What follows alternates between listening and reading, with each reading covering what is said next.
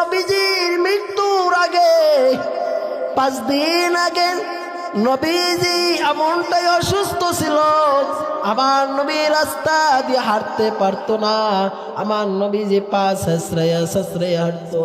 একদিন নবীজি তার আপন চাচাতো ভাই ফজলকে বলতেছে, এই ফজল, তুমি আমাদেরকে আমাকে একটু মসজিদে নববীর সামনে নিয়ে যাও, আমি শেষ সময় মদিনার মানুষদেরকে 2টা কথা বলবো। এই কথা বলার পরে ফজল যখন নিয়ে যাইল মসজিদে নববীর সামনে দাঁড়াইয়া ফজলকে বলে, এই ফজল, এই যে উঁচু জায়গাটা দেখতেছ, এই জায়গায় দাঁড়াইয়া তুমি মদিনার লোকদেরকে এলান করো, এই মদিনার লোকেরা তোমরা আমার নবী 2টা কথা বলবে, যে যে জায়গা আছো সেই জায়গা থেকে চলে আসো। এই কথা বলার পর মদিনার মানুষগুলো ছুটে এসেছে। নবী বলতেছে, ও ফজল, তুমি নাইমা আমার একটু ধইরা ওই জায়গায় উঠায় দাও। নবীকে যখন ওই জায়গায় উঠায় দেওয়া হলো, নবী বলতেছে, ও মদিনার লোকেরা, আমি নবী অনেকদিন আপনাদের মাঝে চলাফেরা করছি, এমনকি কেউ আসো আমি নবীর কাছে কোনো ঋণী পাইবা থাকলে দাঁড়া যাও, আজকে পরিশোধ করে নিব। এই কথা বলার পরে এক সাহাবী দাঁড়ায় গেছে, ও পয়গম্বর, আপনার কাছে আমি 3 দিরহাম পাইব। ও পয়গম্বর, আপনি একদিন কোথায় জানি যাইতেছেন, ওই সময় আপনার কাছে এক সাহাবী আসছিল, ওই সাহাবী এক ভিক্ষুক আসছিল, ওই সময় আপনার পকেটে টাকা ছিল না, আপনি আমার কাছ থেকে ঋণী কইরা ওই সাহাবীর ওই ভিক্ষুকরে দিয়েছেন, ওই ভিক্ষুকরে টাকাটা দিয়েছিলেন, ওই টাকাটা তো আমাকে আর ফিরে দেন নাই। এই কথা বলার পর ওই সাহাবীকে আল্লাহর নবী ফজলকে বলে, ফজল, চলে যাও বাইতুল মাল থেকে ওই 3 দিরহাম আইনা সাহাবীরে দাও। এবার সাহাবীরে বিদায় দেয়। আবার নবী ডাক দেয়া কয়, ও মদিনার লোকেরা, এমনকি কেউ আসো আমার হাতের দ্বারা আমার পায়ের দ্বারা আমার অজান্তে কোনো আঘাত পেয়েছো থাকলে দাঁড়া যাও, সেই আঘাতের বদলা নিয়ে যাও। কেউ কোনো কথা কয় না, ময়দান স্তব্ধ হয়ে গেছে। এবার এক সাহাবী দাঁড়ায় গেছে, পয়গম্বর, আমি আপনার কাছে, আপনি চাবুক চালাইতে এক কোথায় জানে যাইতেছেন, ওই সময় আমি সাহাবী রাস্তার পাশে ছিলাম, ওই চাবুকের আঘাত আমার গায়ে লাগছে রে পয়গম্বর, আমি ওই আঘাতটা এখন আপনার বদলা নিব।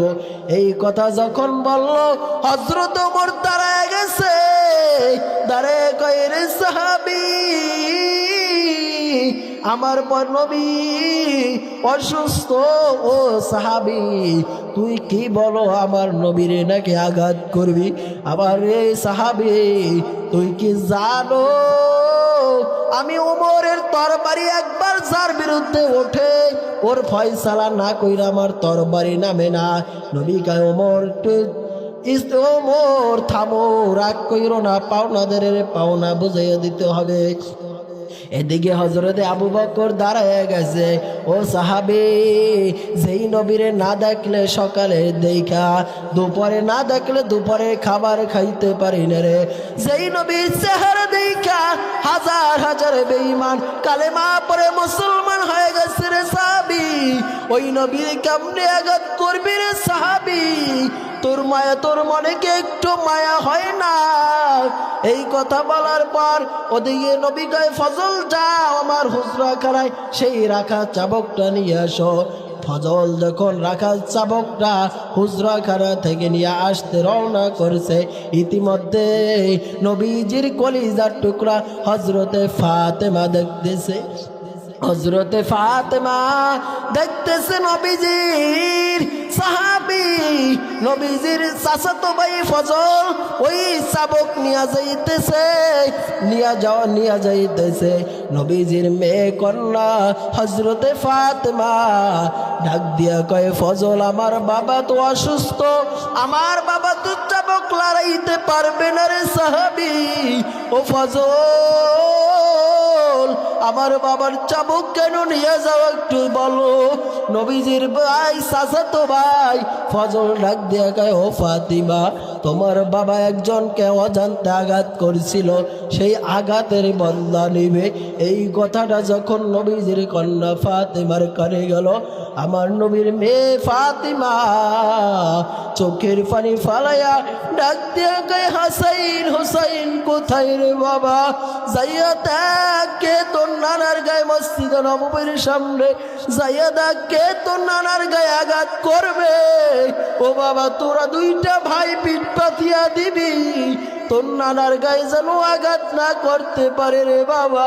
হাসান হুসাইন দৌড়াইয়া যাইয়া ওই সাহাবীর পায়ে পড়ে গেছে। সাহাবী আমার নানার দিকে তাকাইলো, কিন্তু তোর মায়া হয় না।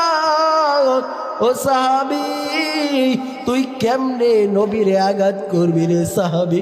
যত আঘাত লাগলে আমারে কর, আমার ভাই হাসান রে কর, তারপরও আমার নানার গায়ে আঘাত করবি না রে সাহাবী। আমার মায়ের মা নাই, আমার মায়ের বাবা তাও কবর পথের যাত্রী, আমার নানার গায়ে আঘাত করবি না। এই কথা যদি আমার মা জানে, আমার মা ফাতিমা সহ্য করতে পারবে না, আমার মা কলিজা ফাইটা মারা যাবে রে। আমার নবী গায়ে হাসাইন হোসাইন ছড়ো, সাহাবীরা আসতে দাও। ও হাসাইন হোসাইন, ওই আল্লাহর কাঠগড়ায় আমি জবাব দিব, তুমি তো জবাব দিবে না রে। এই কথা বলার পর ফজলের হাত থেকে চাবুক টানিয়া সাহাবীর হাতে দিল।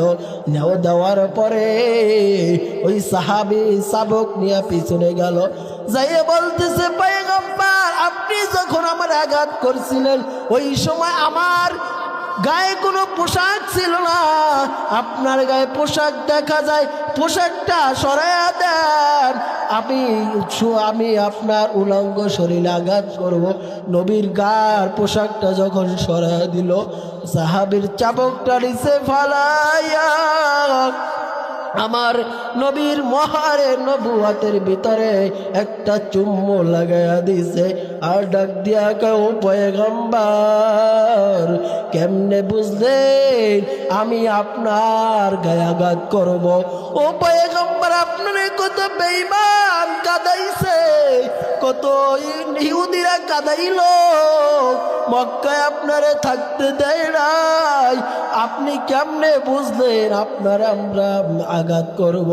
এই কথা বলার পরে নবীজির পায়ে করে নবীজি উঠাইয়া সাহাবীরে বুকে নিয়ে কই, সাহাবী, কেমনে সাহাবী তুই কামনা করলি কি?